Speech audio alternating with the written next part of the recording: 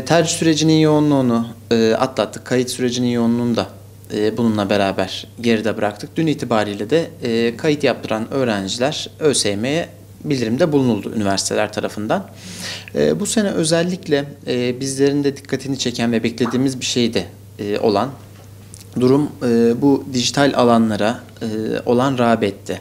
Yazılım mühendisliği, bilgisayar mühendisliği, dijital oyun tasarımı gibi alanlara yapılan öğrencilerin yoğun ilgisi aslında bizim beklediğimiz bir şeydi zaten. Sağlıkla ilgili alanlar yine her sene olduğu gibi belli bir kesim tarafından özellikle tercih edilen alanlar oldu. Burada aslında nedenlerine baktığımızda birçok neden sayabiliriz ama temelde dijital alanlara yapmış olduğu Metaverse ile birlikte özellikle çok yoğun yapılan yatırımlar ve bunlar da ister istemez toplumsal algının, dolayısıyla öğrencilerin algısının da bu alanlarda yoğunlaşmasına neden oluyor. Bununla birlikte bazı bölümlerde işte bir yine toplumsal olarak ya da işte medyada gündeme gelen işte şu kadar kontenjan boş kaldı. Bunun en bariz örneği mesela tıp. Tıpta bu sene tüm Türkiye genelindeki 817 kontenjan arttırımına gidilmişti. Fakat yerleştirme sonuçlarına dikkate aldığımızda 600 kadar bir kontenjanın boş kaldığını görüyoruz.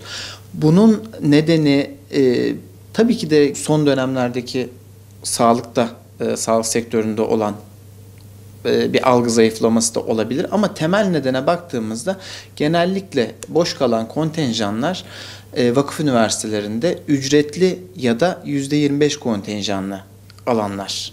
Dolayısıyla burada da aslında ekonomik nedenler en bariz gerekçe gibi görünüyor bize. Çünkü devlettekiler, tam burslular, kontenjanlar, hatta %50'lerin büyük bir çoğunluğu, bir tane de olmayan, işte %25 ve ücretli programlarda doluluk oranlarının zayıf olduğunu görüyoruz. Tıp için bunu söyleyebilirim.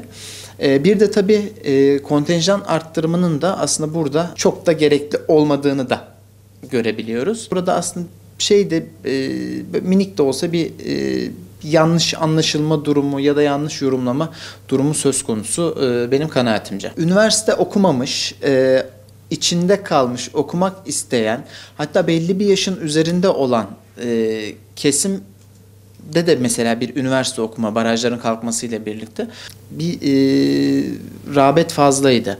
Yine yani aslında baktığımız zaman zaten barajın kaldırılması demek hani katılan öğrencilerin, sınava giren öğrencilerin büyük bir çoğunluğunun, hemen hemen hepsinin, sınavı geçersiz sayılanları bir kenara koyarsak, hemen hemen hepsinin bir şekilde bir bölüme yerleşmesi demek oluyor.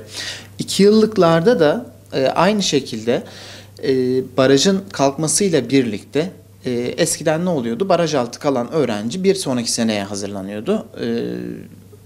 Dolayısıyla üniversite sınavına giren öğrenci sayısında da bir yığılma söz konusu oluyordu. Fakat bu sene barajların kalkmasıyla birlikte çok kritik noktalarda yer alan öğrenci 4 yıllık tercihini yapıyor. Alta da açıkta kalmayayım diyerek yine ilgili alanların 2 yıllık bölümlerini tercih ediyor. Dolayısıyla aslında bir nevi kendini garanti altına alıyor 2 yıllık okuyarak. Burada tabii DGS ile 4 yıllığa geçiş yaparım gibi bir beklentisi de var. Bu da tabii ister istemez hem öğrenciyi bir nevi mutlu ediyor hem de üniversitenin doluluk oranlarını arttırmış oluyor. Şimdi bundan sonraki süreçte tarih daha açıklanmadı. ÖSYM bir tarih açıklayacak ek yerleştirmelerle ilgili. Kalan boş kontenjanlar ÖSYM'nin yayınlayacağı ek yerleştirme kılavuzunda görünecek. Dolayısıyla her şeyin sonu gelmiş değil. Hayallerine ulaşmak isteyen adaylar için bir şans daha var. Önemli bir şans ama burada özellikle dikkat etmemiz gereken şeylerden birisi, en önemli şey listemizde istemediğimiz üniversiteyi ve bölümü barındırmamamız gerekiyor. Özellikle mesleği icra edeceğimiz için istemediğimiz bir bölümü hiçbir şekilde ek yerleştirme listemize de dahil etmememiz gerekiyor.